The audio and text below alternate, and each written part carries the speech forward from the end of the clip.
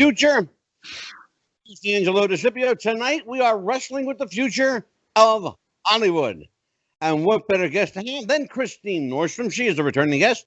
She is an actress, a performance artist, a voice artist, a commercial performer, and somebody who at the ripe old age of, because we never tell the woman's age, decided to throw everything in, go all in on this acting thing, and so far it's panning out. Her films include The Night Train, Origin, The Process, Fireflies, The Patriots Day, and Swing Girl. Now, I believe, Christine, before we go any further, Sure. let me just talk about Patriots Day. You were not credited in that film. No. What scene were you in? So it was real. It was funny because so this is when I was first in acting school, and my teacher said, Christine, you just started acting school, get on a big set, do some background work, just get on any set, see what it's like.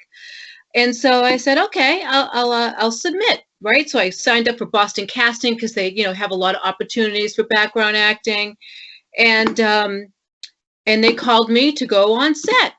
And so they gave me the role of, deep undercover police officer that was way deep in background, way deep in background. And we were filming.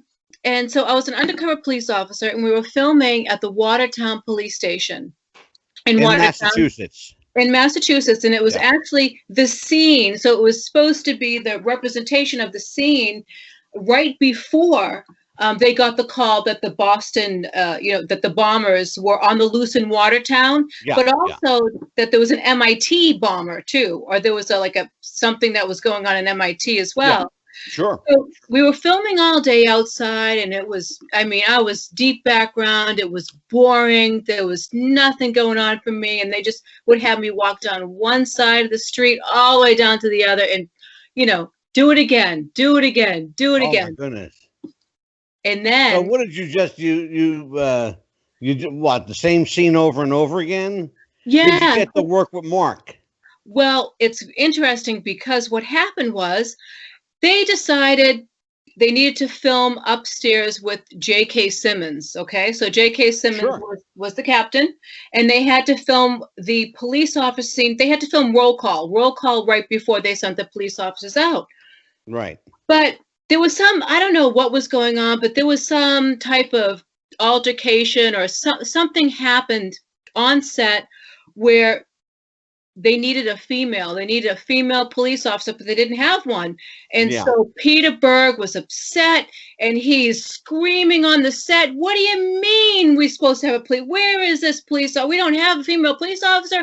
And he just gets so passionate about his film, and it has to be the way it was. He wants a clear, see-through representation of exactly what happened.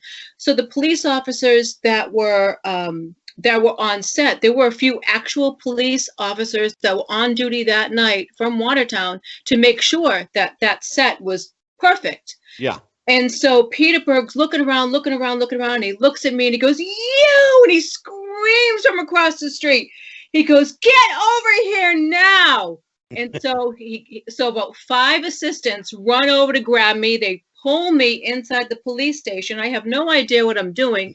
They start stripping down my clothes, and they said, Peter wants you to be the female police officer. And they have costumes coming over with walkie-talkies. Quick, get her in costume.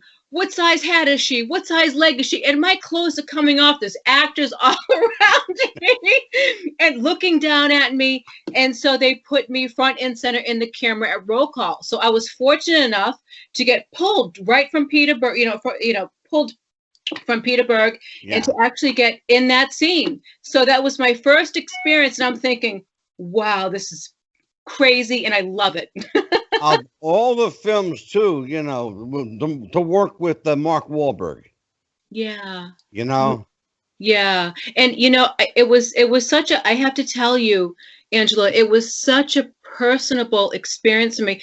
First of all, it was my first time on background, first time ever doing anything on anything. Sure. But after the scene was filmed, and it was filmed a few times, for safety and for all that stuff. And, I got to hear J.K. Simmons was such a funny guy, and he was telling great stories to us all. And he's such a personable guy, and he's a funny guy. And but after a few hours, we got to leave the set. And as I was walking down the stairs, those real Watertown police officers that were on duty that night, that were there on set to make sure that it was actually a real representation. Yeah. They came up to me and they had said, do you know why you're there? And I said, no, I really don't. And they said, well, because Peter didn't fill me in. No one really filled me in. They just pulled me and threw me in the scene. And so they said, well, the officer said, you're there representing the actual female police officer that was there. And then they proceeded to take pictures with me, send those pictures to the real girl that was on duty that night. Yeah.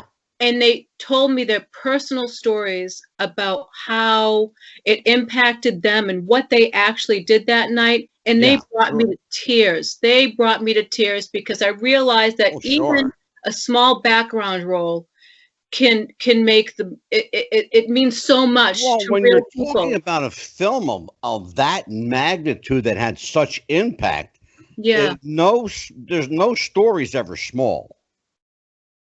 There's never a small story on a set like that. And even though your role may be, inconsequential or, just a walk-on or just to be there, to have what they call in the film industry, to have a body. Yeah. So sometimes you just need a body there. But, in the grand scheme of things, all of that adds up. It all counts. It all matters. You was talking about Peter Berg being so passionate. It matters. It certainly matters to him. Absolutely. And it matters to his budget. The very large budget he has. Exactly. So you are a returning guest, and welcome back. I should tell everyone that you were supposed to be here tonight with Stephen Plym, our good friend. I just got off the phone with Stephen from Hollywood. He's in Los Angeles. Not that he wants to be there. I will forego why he's there, but it's a personal tragedy for him, and he's dealing with a little bit of grief right now. But Stephen is a tough cookie, as are we all, and he will be back to Des Moines before we know it, and back in rare form. Let's just put it that way. And he told me to tell you, and I quote, "You tell that little girl," I said, and this is a direct quote, "You tell that little girl," I said, "I love her and break a fucking leg." Unquote. Oh, that is so sweet. That is so sweet. He's going through such a tragic time, and still, he's still reaching out to me, and to hear that coming from you, that's so sweet. Thank you for passing. Well, and he was walking on the Hollywood Walk of Fame, and he tripped over his star. It said Christine Nordstrom on it. So, I am told by a little birdie that you were moved by that little star. I really was. That was so sweet. Let's talk about why a woman in her mid-40s throws everything away and decides to chase the dream of being a movie actress. What prompts the ego, the psyche, or the mindset, or all three, to say, you know what, I don't like my life. I don't want this from my life. I want more. And you just pick up and throw everything away and say, I'm going to be an actress. How does that happen and why? What happens is you go through a traumatic experience, right? You go through something that really slaps you in the head and says, what the hell have you been doing your whole life? And why are you living by society's design? Why are you living by a standard that everyone sets for you? And I've been doing that my whole life. I've always been, not my whole life, but I always been a creative by nature. So I've, been into the arts, been into drawing, been into ballet. And I went to school at a young age for filmmaking, but gave up that dream because I wanted the dream of having a house, having a family, having kids. Yeah. I bought into that, and that didn't work out so well for me, right? So when it didn't work out I so well, understand. yeah, I'm like, I want to do what I want to do. I want to pursue my own. We only live on this planet once, and I swear, at that moment when I decided, you know what, acting school, I'm going to do this. That was the moment that I woke up and took my life back. That was the moment that I started having happiness and joy in my life and pleasure, and my kids started getting happy, and I was happy. And yeah, slapped Well, in and the it head. sounds like whatever happened, whatever the root cause Yeah, was profound enough that it affected you to go out and do what you wanted to do. However, you are a person that, quite frankly, you're up against some obstacles. oh, of Um, course. you've got some obstacles to overcome, and to some hurdles to jump. Let's be honest and clear about it. I like Um, the challenges. you're a youthful looking woman, but let's be real clear about it. Sure. You're not going to get the part of the 25-year-old cheerleader. Oh, of course not. And nor would I want However, that. however, there are, as luck would have it and as chance would have it, there are burgeoning roles now for mature women, powerful women, women that are take charge, to show who they are. You are a woman who, luckily enough, fall into two categories. You're a mature woman who looks youthful. So good for you. Thank you. But there are roles for people like you. Have you had much luck either achieving these roles, trying for these roles, making yourself known and available for these roles? And what is the general consensus when you go up for a part and they find out that you're of a certain age bracket? Sure. That's wow. That's like 5 questions all in one rolled That's up why I there. get paid the big bucks. Okay. So do I have the opportunity to audition for these types of parts? Yes, absolutely. And it's competitive. Yes, absolutely, because there are a lot of female actors out there that have been doing this for a very, very, very long time, since they were, 18, 19, 20, 21, 22, and still Sure. stayed in the industry. So I do have, I'm up against, a lot of a big competition, because at this, age of the game, usually childhood actors that were in the industry and up until 30, then they kind of back away. But there are still some actresses who are still in the industry. Mm-hmm. So those roles are very limited, but they are out there. Do I have the opportunity to audition? Yes, I do. Have I been getting those parts? That's a good question. I have been getting now more mature parts than when I first started. Right. So those opportunities do come, but it's a little more competitive. Mm-hmm. And what was your 4th or 5th question there? I think I answered just a couple. Are you're trying out, you're clearly trying out for everything that comes your way. This is a better way to put it.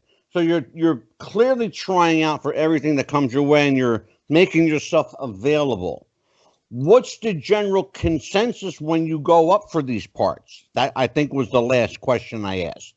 The general consensus, it's interesting. When they find out that you're of a certain age bracket, Yeah. do they thank you for coming?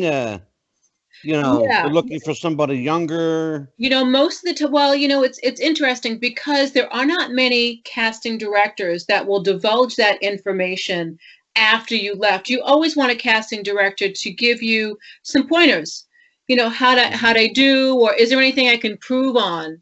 in case I do come here again. But a lot of casting directors, once you come in and do the audition, they don't. They're done with you. They're done. If Pretty they much, don't, yeah. If you don't fit it, unless you have a really good relationship with that casting director will come back to you and say something. Say, if you do reach back out and say, give me some constructive criticism so I can work on it next time. But I'm very good at you're very good, and I'm sure Angelo, you are too, at reading people, right? You can read people. So when That's what I do. Yeah, when when you're talking to someone, and before you go into the audition, or even when you're talking to someone, or even like a job interview. You know what? That's a really good point to stop in, and I want to stop you there because you prompted a question. Yes. A really good point to ask you this. Okay. Are you ever surprised at the reaction from casting directors? They generally, and for people who don't know, let's just kind of pull the veil back a little bit. Let's pull the layer of the onion back a little bit, and let people understand what we're talking about. A casting director is your front line of defense if you're making a movie. You're a producer, you're a director, you're putting your trust, your faith, and confidence in this individual who largely, that's the only time you'll ever deal with them, is at the beginning process. And their job literally is to cast a film. Once they cast that film, the director and producer are done with them. They'll probably never see them again until the next film. And that may be down the road.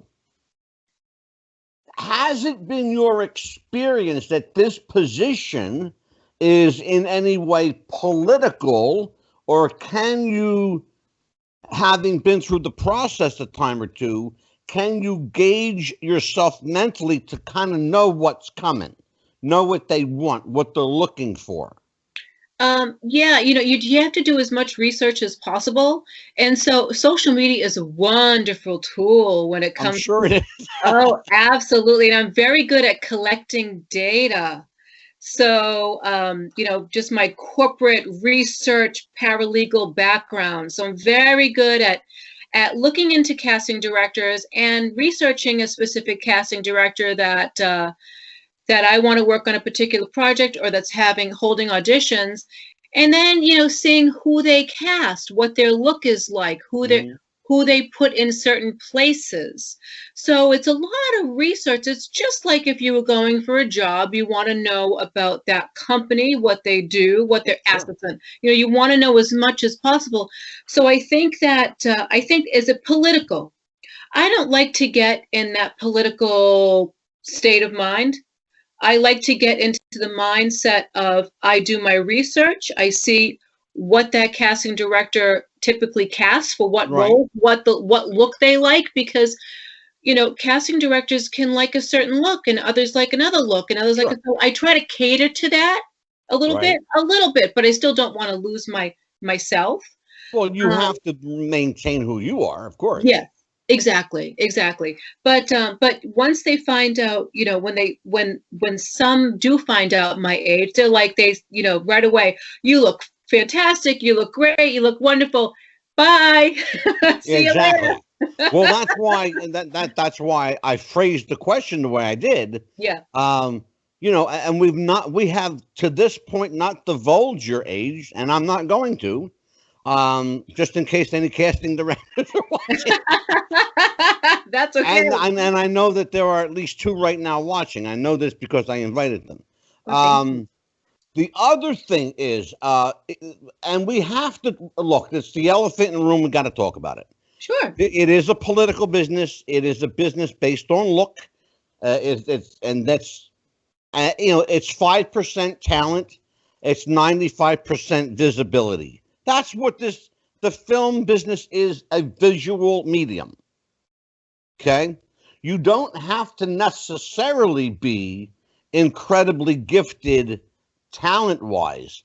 God knows there are plenty of people making a living that have no fucking talent whatsoever. A lot of them working. There's no accounting for good taste in some cases. However, there are a great number of people who have talent and have ethic and have morality, a level of morality that are making a very, very good living in the film business. You seem to fall into that category. I don't see you shortcutting yourself, although there are people who I'm sure will, at some point, if not now, perhaps later, try to play the casting couch game with you. Oh. And I know it's already happened. Yeah. Oh, I know. I can sniff that away. I can sniff that right out. Oh yeah, absolutely. Yeah. So here's the thing. Yeah. When you get that inkling, when you get a little whiff of that, yeah. What is the instinct? Do you need the role that bad that you? Oh no. Okay, no. well let's talk no. about. Oh no. Let's talk about that then. Let's talk about what roles are important and what are worth staying away from the casting couch for. Careers, by the way, and you know this. This is no secret. Careers have been built and destroyed, incidentally, on the casting couch. Absolutely. And it does exist, ladies and gentlemen. It does exist. It is a real thing. It happens then. It's happening now. It will never go away. The casting couch is a real tool used by slimeball promoters and sleazy producers and directors in the film industry. God knows, I spent a lifetime in professional wrestling, and it exists there. I will tell you straight up, it exists there. Wow. So I know it exists in Hollywood because I've been a part of that sordid world as well. There's not much I haven't done, and I think if you read my bio, you'll understand that. Here's the thing, though. This is not about me. This is about you. You decided, though, Christine, at this late in life, really, like in your late 40s, just to kind of like, I'm going to go. This is what I want to do, and I'm going to go for it. You had to have met resistance from family and friends who said you're out of your mind, you're crazy. What are you doing? You're throwing everything away. Your response to that? It was funny when I told my mother what I was doing. My mother said, my mother's a little French lady. She's from France. She's very strict, very proper. So she, she saw my career in corporations and, what I've had going on for me. And then when I told her what I was doing, she looked at me and she just shook her head and she goes, are you on drugs? Are you on drugs, Christine? But, it's funny. After the dust settled, a lot of friends left. They didn't understand what I was doing. They didn't want to understand what I was doing. That was going to be my next question. Yeah. Did they support you and understand what your goal was, or did they bail? Most of them bailed on you. So in divorce, I think when you divorce someone, or when you go through a divorce, you have lots of married couples as friends. So, that they part, you lose them. But then my personal friends, I lost a lot of them, but the ones that stayed and the ones that are still here with me now, which I can count on my hands, are the ones that it was nice because now I know who my real friends are and that support me and that will be there for me no matter what. So they're my core. They're not fake. They're not, they've been through it all with me and they're still there to support me and they will be there supporting me throughout the rest of my life. So I don't need. Let me ask you a question. Yeah. There's a young man in your life. Call him young man. He looks older than you. He's your son, Ethan. Your son must have had that merry-go-round moment where he thought maybe perhaps his mother was losing her marbles a little bit. What did your son think? My sons. So I have 3, but Ethan, actually. Bless your heart. Actually, when Ethan came, it was funny. Ethan, they saw that what I was going through in divorce, and that was really hard on them. But fast forward, they live with me now. They don't want anything to do with Dad. They live with me now. And when Ethan went on set with me, when I first started working, he came on set with me a few times. Right. And the kids were fascinated. Absolutely fascinated. They thought it was the coolest thing. And they totally 100 support me, like 100% support. Here's the magic question. Yeah. Here is the magic question. Did you rub off on them?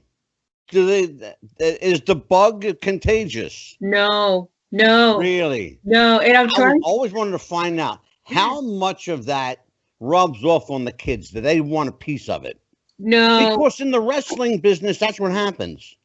I tried to coax Ethan into going into acting school because, or modeling school, because he's tall and slim, and he just has. He looks like your father. He looks older than you. He let his hair grow because he's okay. He doesn't want to get his hair cut because the excuse. He is the tall kid. He's what, over 6 foot easily. Well, he's getting there. He's almost there. Almost there. I was going to say he appears to me to be a tall guy, but then again, when you're 5'3", everybody's tall. But he looks like a strapping young lad.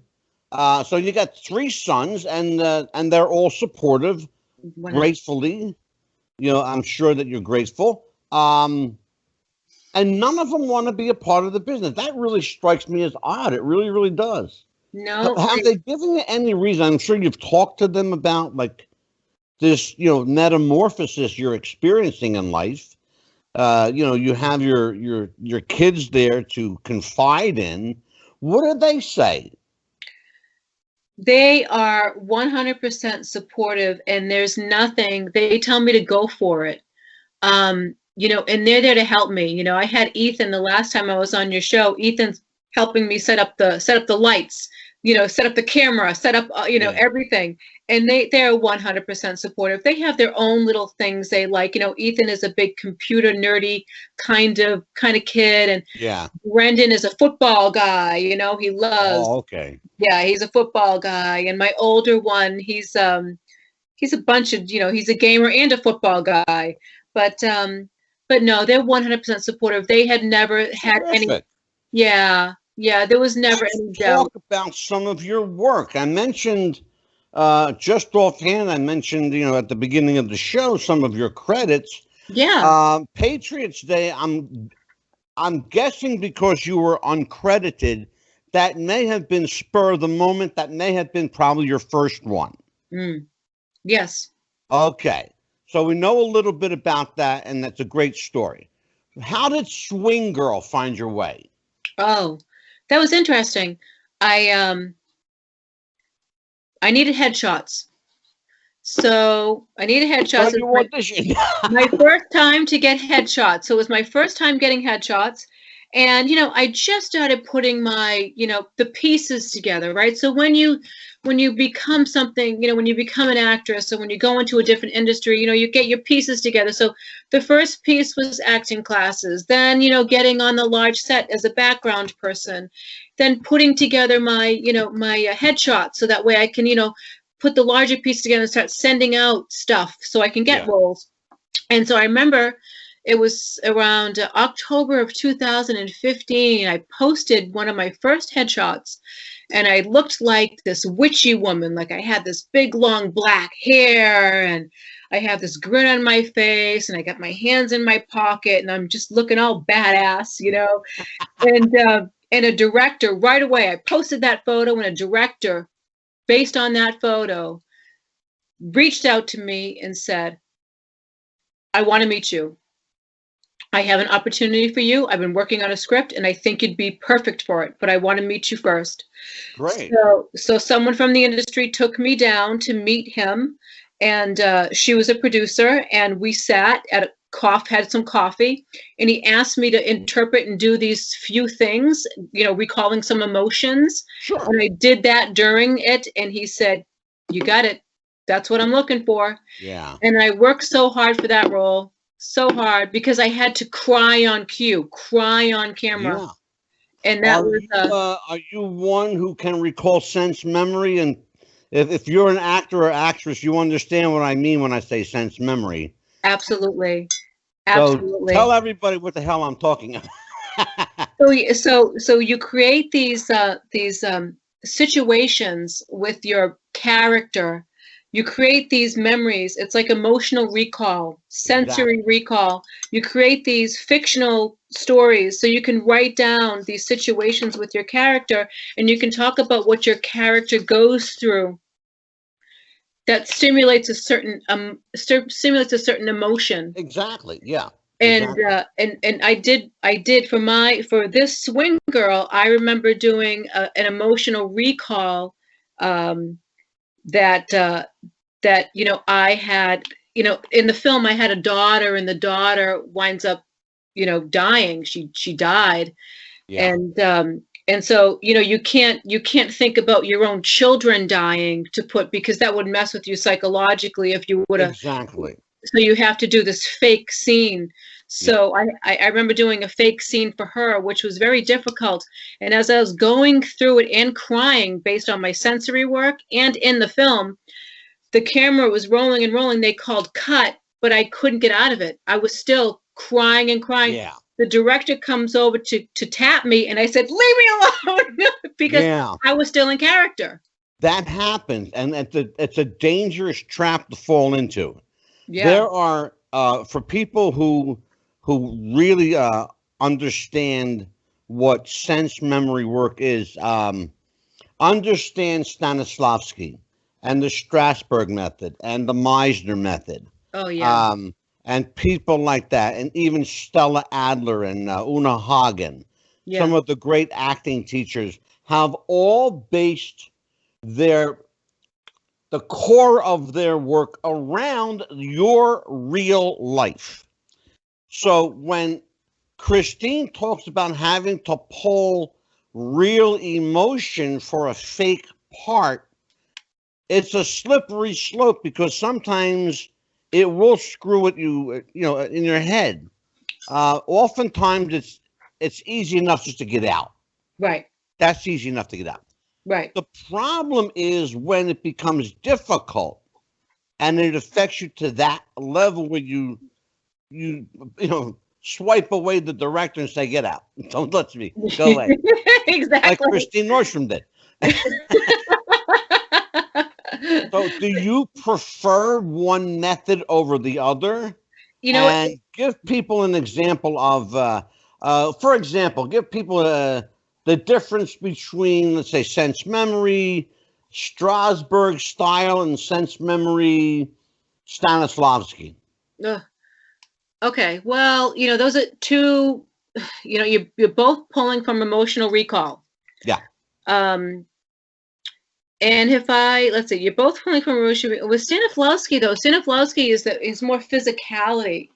So I think with Stanislavski, you're dealing with more the physicality of the character. So you're doing you're working on the character's physicality, the character, you're doing the background work. What date and time is the spine of the film? When did that come from?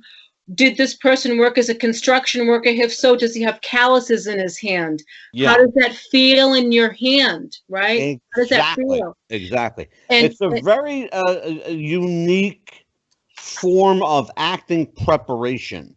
And it's really, at the core of it, very emotional.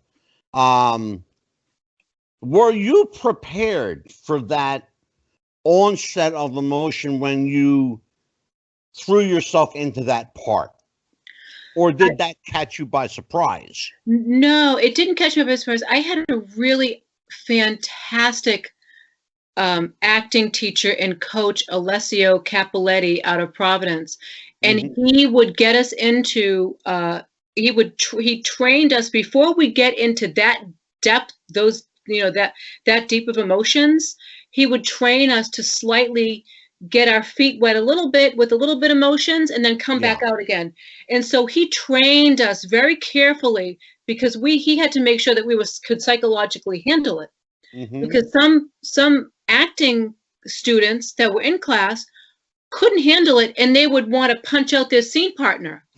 I mean, Because Yeah. they couldn't, No, because I understand. with Yeah. anger, they couldn't get past the anger phase. They went so deep and internally Yeah. that they actually took it out on. So there were some situations that were scary, but my acting coach was fantastic about helping us get in and out of those characters and in and out of those emotions. And Yeah. we had to carry these little reminders on our body, so that way when we were acting or in these scenes, that we could easily pull out, let's say, a picture of something from my real life, like a Yes. picture of my son, or like a little locket, that I would Sure. wear that my husband gave me, or something that would remind me and ground me about who I was, so I could Exactly. get out of that character.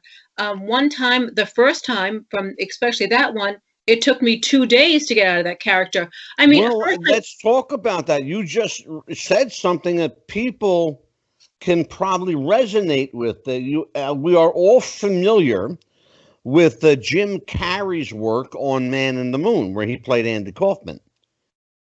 It took him months, literally months, to shake Andy Kaufman's persona from his real personality. He became Andy, and it really psychologically screwed with him, even to the point where today, if you look at Jim Carrey, he's not the same guy. He's really not. And I've known people who have lost themselves.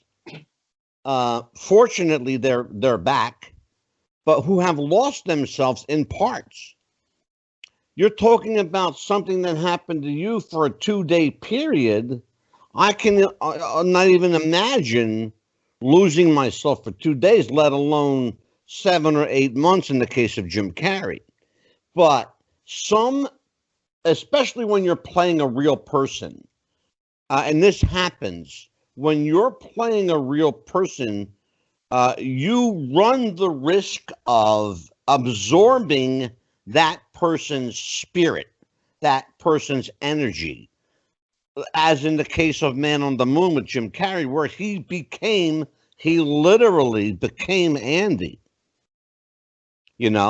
and his grounding, to use your words, his grounding was to be reminded of Tony Clifton, another character that Andy Kaufman portrayed. But for Jim Carrey, Andy Kaufman's his characterization of Tony Clifton was an escape. That was his out. Oh, interesting. He had to leave Andy to get into Tony. So to get into somebody else. And that was his breakaway. Oh. Yeah, that was his breakaway. But it will screw with you mentally. And they say that wrestling and acting are great if you have multiple personality disorder. They really are. And a lot of actors are really, really good because they are broken people. I'll give you a perfect example, and I'll name their names because they're great actors. Al Pacino. Oh, yeah. He's a broken guy. Great actor, though. Kevin Spacey is a broken individual, but a hell of an actor. Can do anything. A great number of these people are broken at their core. De Niro, Pesci, Kevin Costner. Amazing actors, but they're all damaged goods. That's what makes them so good. I think I know the problem, though, Christine. What's that? You haven't made it because you're not screwed up enough. That's the problem.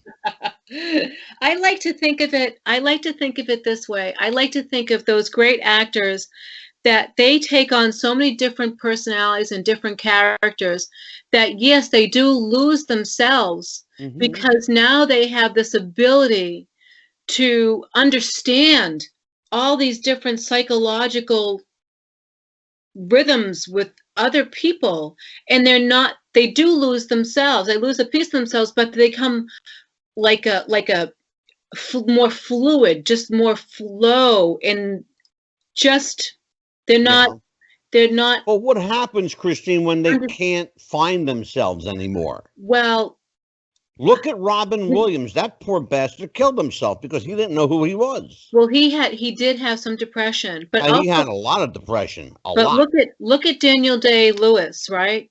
So he would make remarkable actor from England. Amazing. If you've not seen Daniel Day-Lewis, probably the film he's best known for is called Gangs of New York. Oh, that's a good one. A great film. That's a good one. Continue. Talk about Daniel. And so Daniel, it would take him so long to get into a character. And, I don't know the full story, about Daniel. I don't know him personally and what he would go through to get into a character. I don't know the techniques, but, I understand that after he would leave a set or after the production was ended, that he would go off someplace and just do a regular job, just a regular, like a cobbler or a carpenter. That's exactly what he would do. Do regular work to get back into everyday life. And he did. Now he's out of the industry, completely out. Completely out. He completely out. You're absolutely right. And thank you. And I knew where you were going with that. He's completely left acting altogether. Yep. It's interesting that I mentioned Jim Carrey losing himself to Andy Kaufman, because it's funny because the dichotomy of it. You just brought up the dichotomy of it. Daniel Day-Lewis left the business. Andy Kaufman had a regular job. Even though he was famous and worked on Taxi and worked on all of these movies, he had a regular job. He did. He worked as a waiter at a Denny's restaurant in Los Angeles. Did he really? That was a straight shoot. That was a straight shoot. That was his job. He was a busboy and waiter. And he did that his whole career. People would come up to him and go, "Are you Andy Kaufman?" And he would say, "Yes." "Oh, well, what are you doing here?" "This is my job. I work here. This is," and that you can't make this shit up. I tell people, you can't make this shit up. You can't. You really can't. No, you really can't. That was it. And it's funny because here's a guy who worked a job to stay grounded, yet Jim Carrey lost himself in this man's life. Perhaps Jim Carrey needed to bust tables at Denny's. Maybe that was the case. Just a thought, Christine. I'm just saying. So Denny's. I need to apply. Nah. White Castle is far, but no. If you can find a White Castle still around anyway. So let's talk about the next one on the list, and that was that film was called Swing Girl. The next one was a little interesting. Because you play a refugee in a film called Firefly. Oh, yeah. Talk to me about Firefly. What's the premise of the story? How did it come to you? And how long did it take you to say yes? It didn't take me long to say yes at all, but I'll go back. I'll start from the beginning. So, the industry is a funny place, and you meet people very quickly here in Boston because it's small. There's a small network of people, and everyone knows each other. And but I was on Boston. No, I was on Backstage, and Backstage is like a casting network that you can search for jobs in Los Angeles and New York and Boston, wherever you are, you can search for jobs. And one came up for Fireflies, and it was for the role to play the lead of a Syrian refugee. So it's about Syrian refugees, and it was for the lead, and the part was solely based on emotion. So the director had sent me a couple slides, but they were only just scenes. It's like Stella Adler is like imaginary work. You're thinking about the scene, so it's just all the scene. And so based on the scenes, you have to bring up some emotion. What that brings up to you. So I studied this. I studied the scenes in terms of what the scenes looked like and the characters were. and I auditioned for this part, and I got to know the director very well, and he wanted to cast someone that was actually authentic, someone that was from, that was Middle Eastern. Okay. And he wound up casting two actors from Los Angeles that were Middle Eastern to play the main part, but he still wanted me on board. So I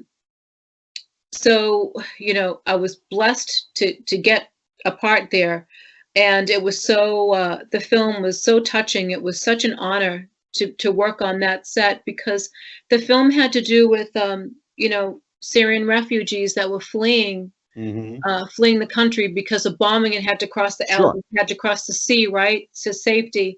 Yeah. And this is still happening, and it's going on today, and it's just awful. Oh, awful. God, yeah, sure. These people are just going through, and and the two people that were from Los Angeles, they have this background, and they're from these areas that are just, it's just heartbreaking. I just want to cry right now what they have gone through, and their family has gone through to get here.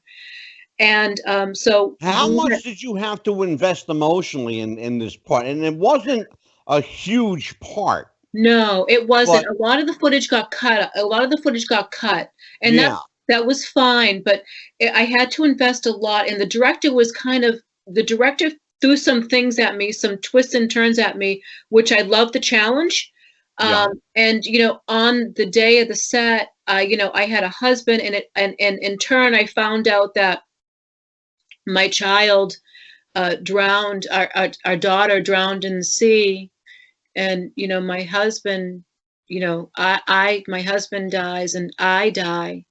And so I had to, when my daughter, so we're traveling and crossing the sea, and we're filming in a lake, and I find out my daughter doesn't make it, but I have to wail, I have to cry and wail like someone from Syria, like someone, there's a certain ritual that you go through, but I have to be physically exhausted. I'm going through hypothermia, and my daughter dies, and I barely have enough energy to do anything because I'm slowly dying myself. I'm slowly freezing, but I have to learn how to wail. So on set, I had to research this, and it was heartbreaking to watch this footage of how you grieve a child. Yeah. And that was really heartbreaking. And it's a cultural thing we should point out. Of course, talking about Syria has been and will continue to be a war-torn part of the world. No getting around it. It just is. But you learned quickly. I'm assuming that you learned very quickly that they grieve very, very differently than we do here. Very differently. They are very guttural. They throw their whole body into grieving. Absolutely. And there's a certain voice too, a certain sound that they emit. Yeah. Well, let's talk about that. There is, and there's a reason. There's a reason for those sounds. They're actually, I don't know if you know this or not. I know a little bit about this. It's actually a prayer. They're praying. Right. As they're grieving. Right. So explain that process here. A woman from Boston that's never been to the Middle East, to know firsthand, but you're getting your info from, I'm guessing, a videotape or a clip. Right. So what are you having to glean from this? And when was that the aha moment where you went, okay, I have this now. I know how to do this. So it was actually the day of filming. It was the day of filming that the director told me that that's what he wanted me to portray. But I already had my character down anyway. I already had, in terms of knowing, what I was going through, what my obstacles were, in terms of what my emotion was, my feeling, the pain I was going through. But I didn't know about the grieving and the wailing. And I tell you, and I just sat in a corner for maybe an hour or two as they were getting things set up. And I had to watch and go through videos, YouTube videos, Al Jazeera TV, all different types of media outlets, not here from the Middle East, that would have these situations where you would grieve. And then also, once I kind of had an idea of what that was about, right, feeling, I could also consult the lead actor, the lead actress, because she's from that area. So I could ask her how authentic, and it was tough for her. It was just so heart-wrenching. yeah. And Christine, I have a surprise for you. you do? I do. We have a gentleman that's going to be answering the phone momentarily. Who's Hello. that? What's that voice? Do I know that? Are you voice? there? Hello, guest. Hello. I just wanted to call in and say happy everything to Christine from Hollywood. Stephen Hey, Plym is Stephen. on the phone, calling in from Los Angeles, California. Stephen, how you doing, brother? I'm good. I screwed up on my numbers there, but I wanted to call in. I know I'm not supposed to, but I was so excited. Who says you're not supposed to? This is Christine. She's your buddy. Yeah, Christine. She's my baby, and I just wanted to call in and go to all your viewers how wonderful she is. She's gentle as a lamb. She's stronger than a lion. She's Christine Nordstrom, man. I mean, class, talent, look, attitude. She's got it all. You are that is so sweet, Stephen. Stephen, thank you so much. It's so nice to hear your voice. For the one or two people that living under a rock who don't know who's on the phone, Stephen Plym, of course, extraordinary entertainment manager, man about town. Normally, Stephen is dealing with a personal grief right now. We will not discuss that, and we will not disclose that. But Stephen is a man of his word. He said he was going to call in and talk to Christine and I, and we just, Stephen, I wish you safe travels when you get back to Des Moines, Iowa. We will be here with open arms waiting for you, and and I hope that the pain subsides for you swiftly. Thank you, Angelo. You're the best, and you're just the best. And while you have Christine on there, I just wanted to call in, not butt in, but call in. And I'm telling you, all your viewers, I hope, are we on the air right now? I hope we are on. Yeah, we're here. We're here. I want all your viewers to know that Christine Nordstrom is as gentle as a lamb and stronger than a lion. She is going to be, class, talent, look, attitude. She's a tough cookie. She's got it all. She's got it all, baby. Nobody can stop her. Nobody can stop her. She is just something else. And I've been in this business. I'll tell you what, I told everybody I was going to grill her like a steak tonight, but it's kind of been like baking cookies. It's been sweet all around. Oh, you guys are so nice. Knowing Christine from the small time that I know her, she could grill you, man, and grill me. She's the best. There you go. I don't want to bring that Christine out.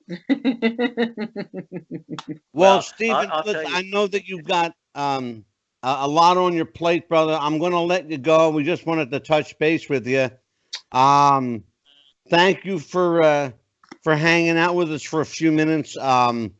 You'll be back in a couple of days, I'm guessing, and we will have you back on the air so people can look at your pretty face and talk about life in the world of Stephen M. Plym. M stands for money, by the way. Beautiful face is a euphemism, but I'd like to be back on with my girl, Christine. Absolutely. Listen, I know people around here. I could arrange this. I can make that happen. I want all your before I close out, I want all your viewers to hear this because I know there's a lot out there, okay? I want to say something to all your viewers. Yes, Christine Nordstrom, okay? I've never felt this way, and I've handled stars for 35 years plus, okay? I'm absolutely positive, no holds barred, she is unbelievable artist, and she's going to make it, and I know that from the bottom of my heart. Stephen, can I tell her? Stephen, can I share, Stephen, a little bit of our private conversation with her? Can I tell her what I said? Anything I you told want, baby. Stephen that you remind me of a young Bonnie Bedelia. Who's that? She's too young to remember, Stephen. I have to look this up. Hey, Angela, and Take it as a compliment. I told her, yes, of course, and I told her she reminds me of Audrey Hepburn. So if she can't remember what you just said, she can't remember Audrey Hepburn. Audrey Hepburn was the epitome of class, talent, look, and attitude, and that is what Christine is. She Breakfast at Tiffany's, baby. Breakfast at Tiffany's. Yeah. Oh my God. Audrey. Oh my God. Thank the greatest you, movie of all. And she has it all. That's Absolutely. the it girl. I know it's a cliche, but Christine is the it girl. You either have it or you don't. Right. And she has it. And I've been around this business too long to make a mistake. She has it. She is going to be a phenomenal star, Absolutely. man. Yeah. Well, we're gonna make that happen. Thank you. I want to introduce her to the world, and then of course I'm going to have you back probably in a couple of weeks here, maybe a week and a half. But I'm going to let you go right now because I know you've got an awful lot going on. There is a time difference. There is a 3-hour time difference. Stephen, of course, is in Los Angeles right now. Not that he wants to be, but that's where he is. And you will soon be back in Des Moines, Iowa, where we will catch up with you and a happier time. Okay, how about that? I know, and thank you. And please tell Christine if she's listening. She is. I walked down the Hollywood Hall of Fame today, like I've done a million times, because I used to live there, right? I used to live there, Yeah. And I'm walking over the stars, and it just hit me like what you put on there, Angelo. Here her name is Christine Nordstrom, and let me tell you something. All the listeners, okay? Christine knows it, Angelo knows it, and I know it. But here's for your listeners tonight. Her star will be there someday, and I'm so proud to just be a part of it because she is unfucking believable. There you go. I knew there was going to be one F-bomb. I said the bad word. I knew there was going to be one F-bomb dropped. Not like last time. I just dropped one F-bomb. I know. It's all, Stephen, it's all good. I got news for you, brother. I've really been on my best behavior tonight. I haven't dropped any. Ask Christine. She'll tell you. I'm not one. Not one. Very proud of myself. Well, I'll drink to that. Of course, I'll drink to anything. But he only drinks when he's alone or with somebody. That's my line. Or when there's a circus in town and when there's not. That's the only time I drink. Well, Stephen, we love you, brother, and I'm going to let you go. Okay, thank you. You got it, brother. We'll catch up when you get back, okay? Bye, Stephen. Thank you. Take care, Stephen. Christine, Take care. I love you. Christine, I love you. Way to go, baby. Thank you, Stephen. Thank you for all your well wishes. You go take care of yourself, okay? I will, and you too, guys. Great show, and congratulations. Thank you, Stephen. Take care, brother. Okay, Bye-bye. baby. Bye-bye. Bye. All right. There you go. We couldn't get through the night without talking to Steve Plym. Thank you for bringing him on. We spoke earlier. He was going to try. He called in the wrong number, though. He called my cell phone instead of the studio. So, there you go. That's all good. So we were talking about the refugee woman. So it was a pretty emotional role for you. Yeah. But it wasn't a huge role.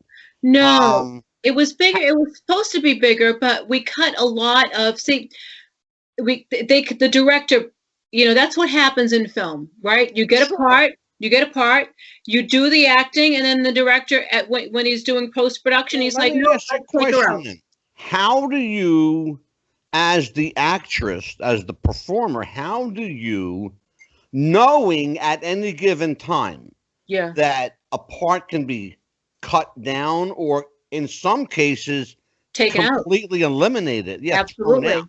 Yeah. How do you make your mark on that film? You know, it's tough. It's like this one. This was my first time that ever happened to me, where I prepared so long for a character. I did a lot of work for a character. I mean, I was drowning in a lake, you know, at 1 o'clock in the morning, and I had to drown over and over and over and over and over and over and over and over and over again. I had to wail and do all these things. And so I thought this scene was going to be much more intense. So this was my first time where I actually had that realization. Yeah. That the realization that, hey, if I go on a project, it's up to the director whether he wants to keep me in there or not. I might get the part, but they might just completely exclude the part. And so there's nothing you can do. You feel helpless. There's nothing you can do. And sometimes cutting a small but crucial part can make or break a film. That's right. It's happened time and time again. We can just, you know, throw out one name after another of films that would have been different movies had they kept or omitted certain parts. I'll give you a perfect example. Dances with Wolves, Kevin Costner's film. In premise, a great film. However, it was 3.5 hours long. That was a long movie. Apparently, Kevin Costner doesn't like to edit out. But he's done that with all of his films. Because he's got creative control and because he's with an actor's actor, he likes to keep everything in. That's not always feasible. I watched another film, a Kevin Costner film the other night, Waterworld. Oh, yeah. Yeah. Another 3-hour and 20-minute movie. That's right. That was a very long. I forgot about that one. It's like a marathon. That's not a movie. That's a marathon. You need a day. You need a whole day just to watch Waterworld and Dances with Wolves. And if you throw JFK in there, you need a whole weekend. There's your weekend. It's gone. Gone. It's gone. With 3 movies. Gone. But Kevin Costner's that kind of guy. Oh. That he just likes to leave everything in. I don't know why. Edit for content, edit out. You can always edit back in, later for the director's cut. Sure. But don't give them 3.5 hours right out of the box. You got to train for that kind of movie. That's a long time. That's a long time to sit in the theater. I need that kind of movie. I need my exercise. I need my sleep. I need my rest. I want to watch that kind of film. So you had this film. You played this refugee, and so you gave it what you. Now, how much ended up? Did we establish, Christine, whether was the whole part cut or was just a small bit? Oh, it was my whole part. It was my whole part. It was my whole part that was cut. I was still credited, and I think there is a scene where there's a couple angles where you can see me in the boat. Right. Where you can see me. So I am seen. I do have a credit for it, which is fine. I'm happy that I have the credit. I'm happy. The experience of being on that set was just it's invaluable. The next film is a film called Origin. It's a short. Oh, yeah. So let's talk about that. What's the basis of this movie? Yeah. Why was it done as a short rather than a feature? Yeah. And what was your connection to it? So it was interesting. So I found this part again. I found this part that was it was listed on one of the casting networks, and it was from a local producer who just had graduated school and film school.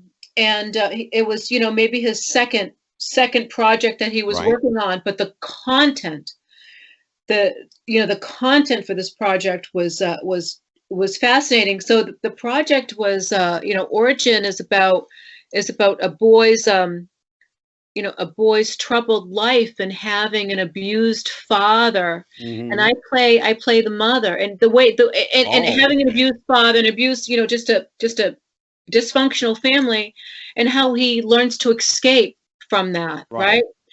And with the help of a bartender that knows his father, because the father is an alcoholic, comes and drinks all the time. Yeah.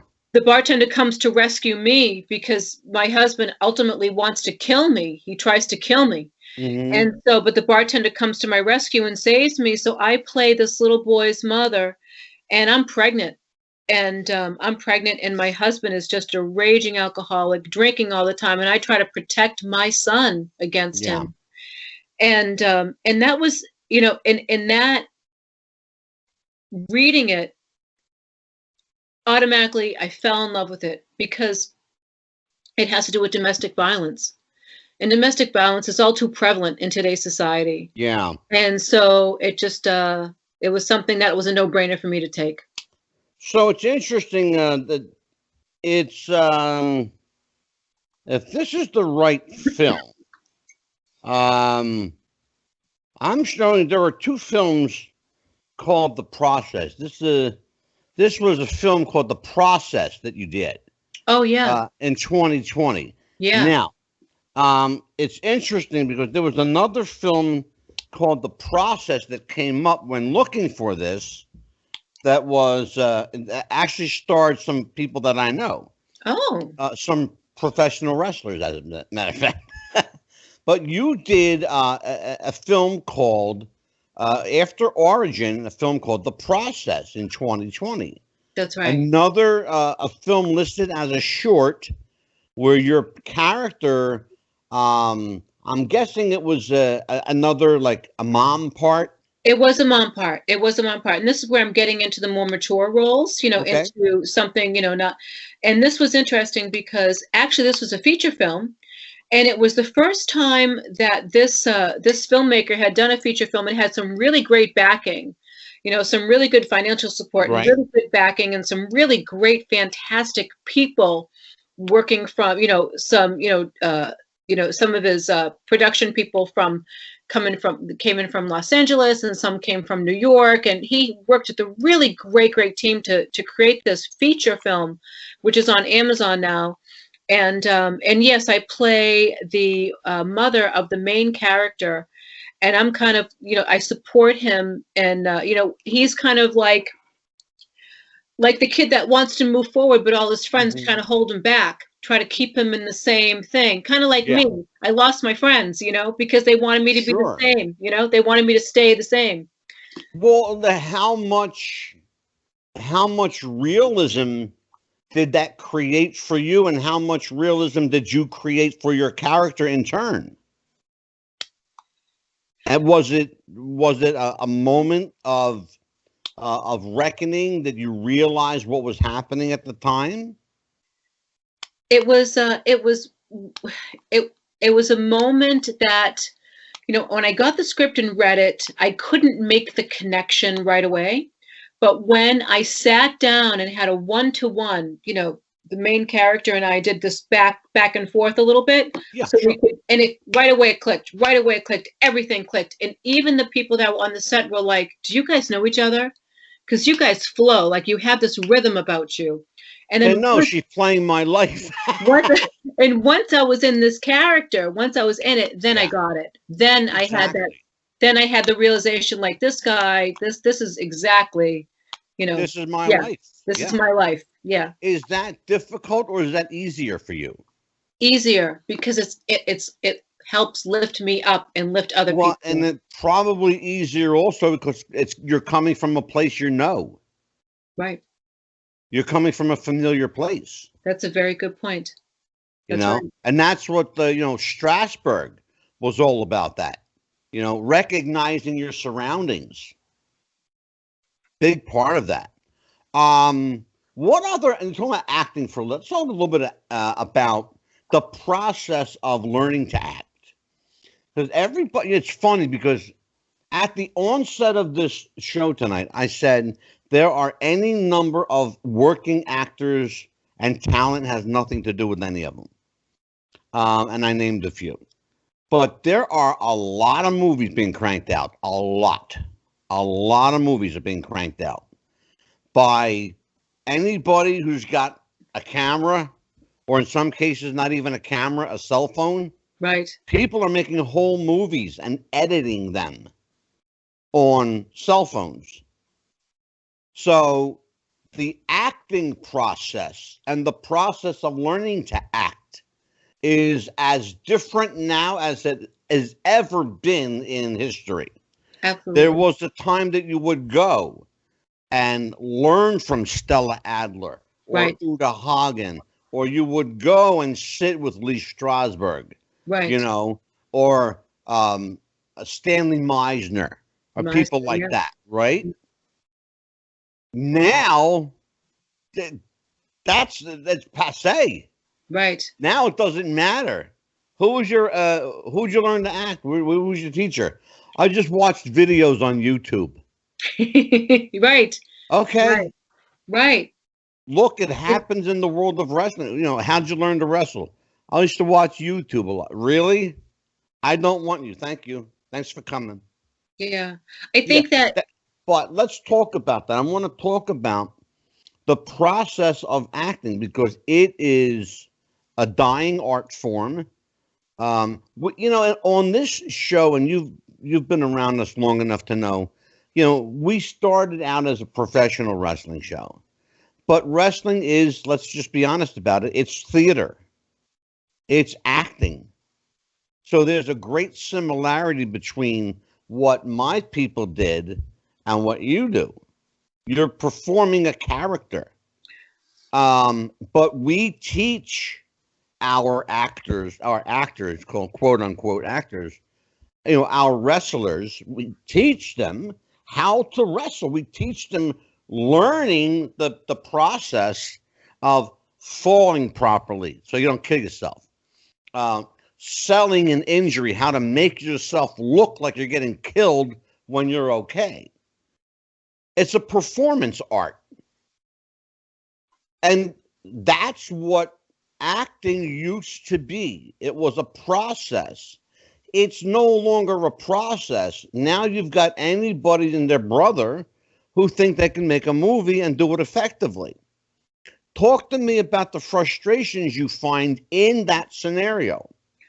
Okay. Because it frustrates the hell out of me, I'll be honest with you. Well, I got to tell you what's really frustrating me right now is I thought wrestling was 100% real. I didn't know that you had to do all these theatrics.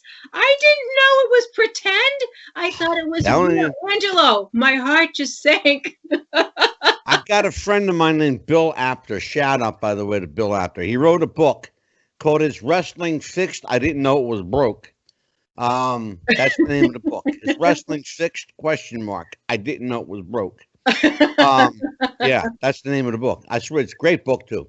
But the gist of what I'm saying, you can relate to, is that there are people who have no place in front of a camera, just like there are people in my industry who have no place in a professional wrestling ring where they very well may kill themselves.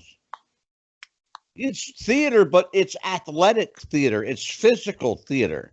It's performance art, yes. However, it, like everything else, requires a degree of skill and training. Where are our actors and actresses being trained today? Talk to me. It's interesting because you know, there's a certain mindset. I think there's two different mindsets, maybe three. There's a mindset now that if you have a certain look, yeah, that you can get the part because a casting director is looking for a certain look. They don't necessarily care about, you know, your acting skills. Maybe you can do a couple on-scene camera workshops and they like your look, right, and then they're going to carry your look through in movies. I'm not going to name actors that are out there that do this, but they play the same character because they're themselves, and they play that in all their movies just because they have a look. I will tell you, Robert De Niro does that. Joe Pesci does that. Al Pacino does that. They are playing every movie they do. They're playing themselves. I watch Robert De Niro in 10 films. I'm going to see the same performance in 10 films. But Taxi, right? Taxi Driver, that first one that he was. That was before he was jaded to the business. Yeah, okay. All right. Good point. That was before he was jaded to the business, when he still cared about acting. Now he's rich, old, and has a ton of money and he could give a shit. And that's the truth. Yeah. And I'm just going to say it like it is. He could care less. It's like, like my wife and I were talking the other day. They made their money. They don't care anymore. They made their money. They don't care. Who cares? Somebody like Christine Nordstrom, who hasn't made her million yet, she cares a lot. Wait a minute, million? Million. So, talk to me. Let's have this discussion. So then, I don't want to shy away from this stuff. Yeah. Oh, of course not. So then there's that mindset, that thing where, you have a certain look, and then once you get on set, they can give you a few pointers and things here, and then you can develop your skills on set. But you have that look, and that look will carry you through. 18, blonde hair, blue eyes, and big boobs. Which doesn't last long. Which doesn't last long. Which doesn't last long at all. Doesn't last long. Yeah. And then you have this other mindset where, you go to acting school, you go to theater school, you learn Stella Adler, you learn Meisner, you learn Chekhov, you learn Stanislavski, you learn the core technique. Anton Chekhov, yeah. Michael Chekhov. Oh, Anton Chekhov was the author. I'm sorry. That's right.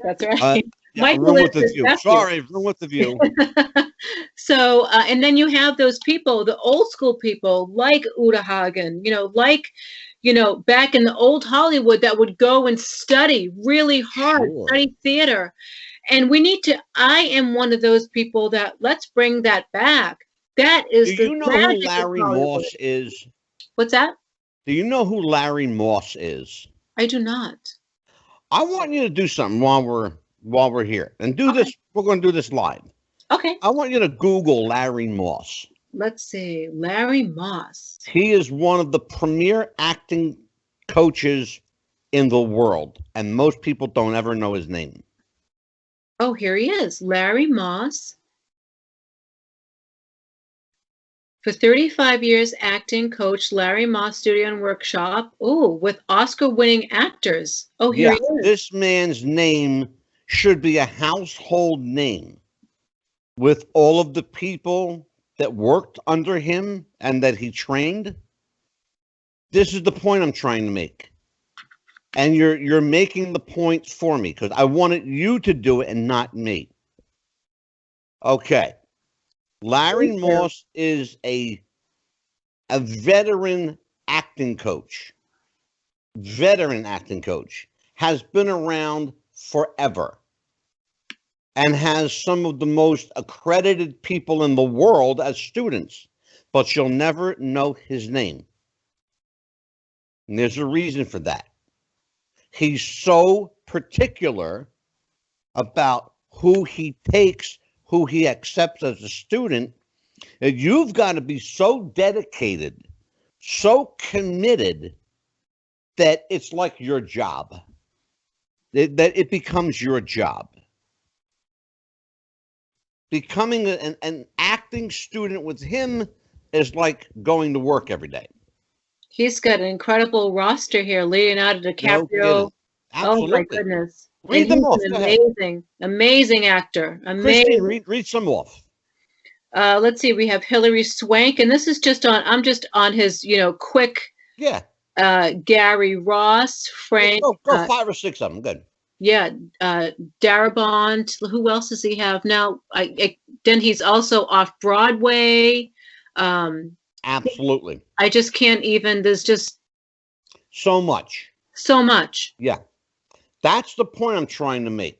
Helen Hunt. Oh my God. Hilary Swank. Yeah. Melinda. Oh my goodness. Absolutely. Toby Maguire. This man has a remarkable resume, but most people will never know who he is. because if you're not committed to the business, if you're not committed to the skill and the heart and soul of an actor, he doesn't even want to talk to you. And trust me, he can afford not to talk to you. That's a guy you want to be with. That's a guy you want to associate with. Absolutely. Remarkable guy. Absolutely. Thank you so much for having me look him up. Yeah, and I want you to jot his name down. Let's talk. We only have a few moments left. Let's talk about the last and final film that I have here, and I don't know if it's been released yet because I couldn't find a trailer on it. It's called The Night Train, and you play a character named Donna Kane. Oh yeah, that was given to me. You know, that part was filmed in 2016, 2017. So that part, Okay. So that It's was been hanging around for a while. It's been hanging around for a while. It's still in post-production. So, and 4 years later, that happens with some films. Some films get tied up in post-production for an awful long time, and you don't know when it's gonna come into fruition. And that's a part of the other part about the acting industry is that you can take on a role, but you might not see that film for the next few years. well, as long as they pay you for it. They pay me for it, and I'm happy. I was happy about it, and it was my first role, and I play a mob boss's wife, and the mob boss's wife who is, she's two-timing on her husband, and it was, that's it.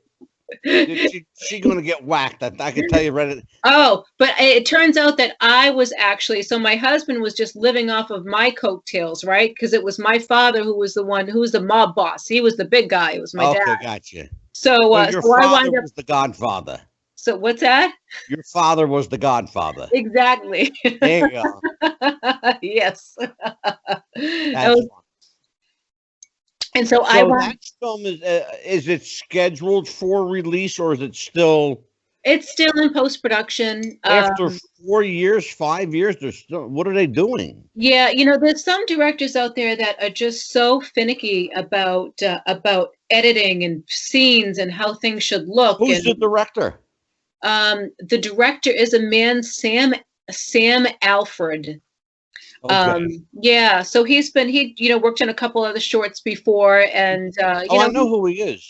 Yeah, he's out in the Fitchburg, Leominster area. Mm-hmm. So yeah, he's been working on it a little bit. It's like songwriting, right? There's some songwriters out there and some musicians out there that they write a great song, but they don't want to release it because they want to redo it and make it better. Then they listen to it again, then they want to redo it and make it better. Then they say, no, it's not good enough. I need to redo it and make it better. They don't want to let it go out into the universe. Well, yeah, but if you take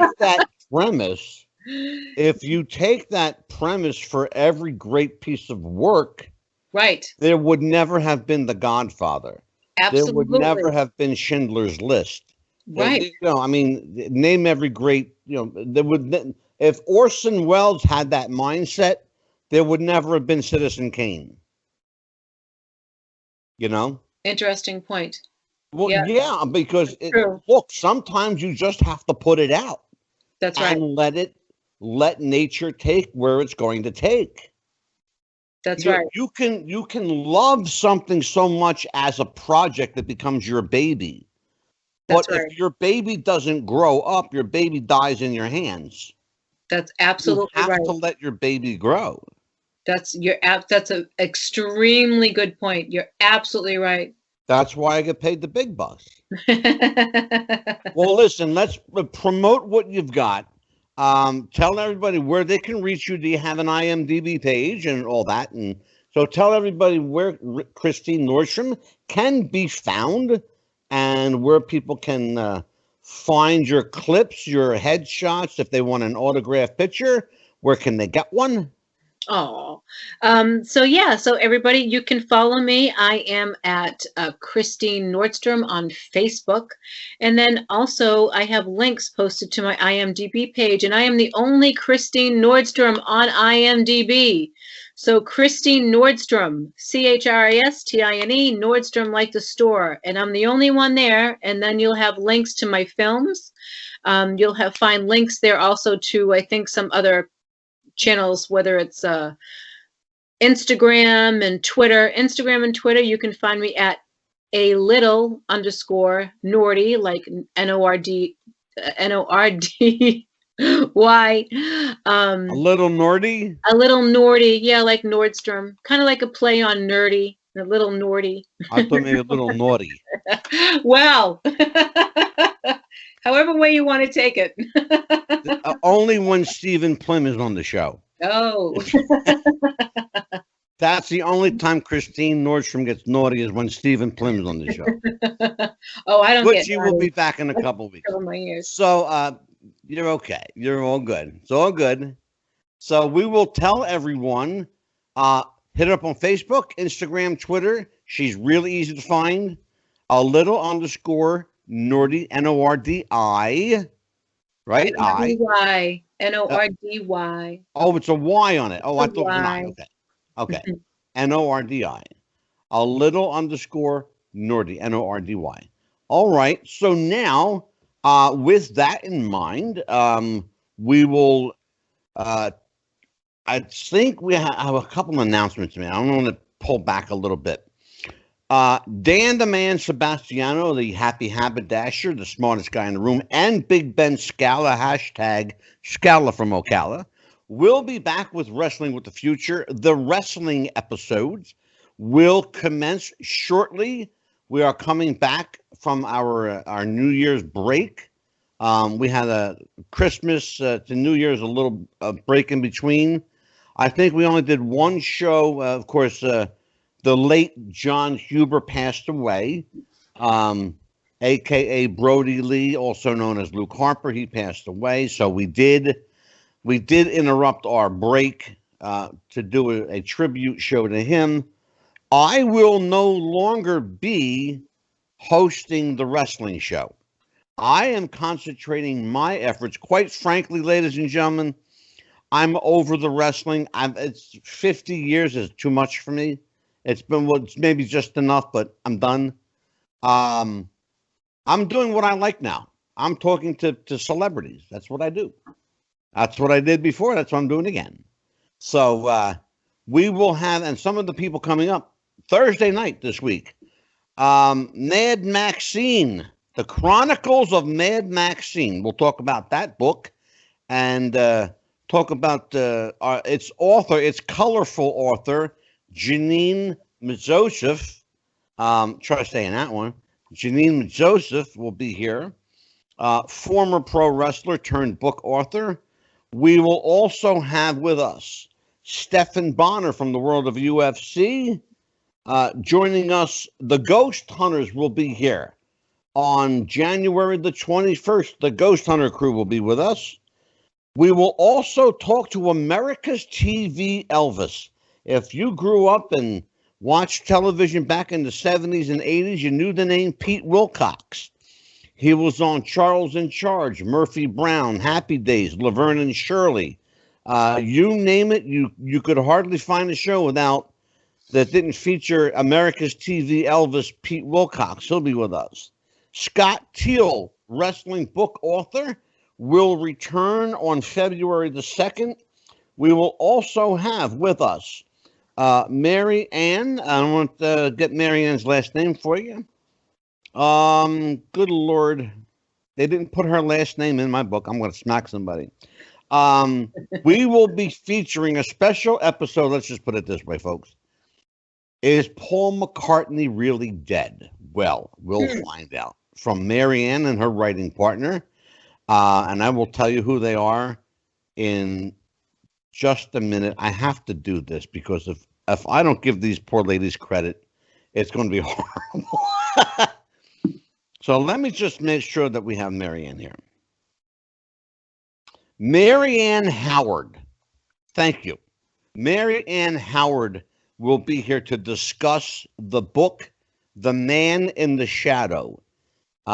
It purports to tell the story of a replacement Paul McCartney. They're telling me that Paul McCartney is not Paul McCartney. His name is Billy Campbell. So we'll find out. Is he or isn't he? Is that what the heck is happening here? Sorry, folks. Well, Christine, thank you for being with us. I am going to scoot out of here. Thanks for joining us. And as we say on every episode, happy wrestling, everybody, and we'll see you next time.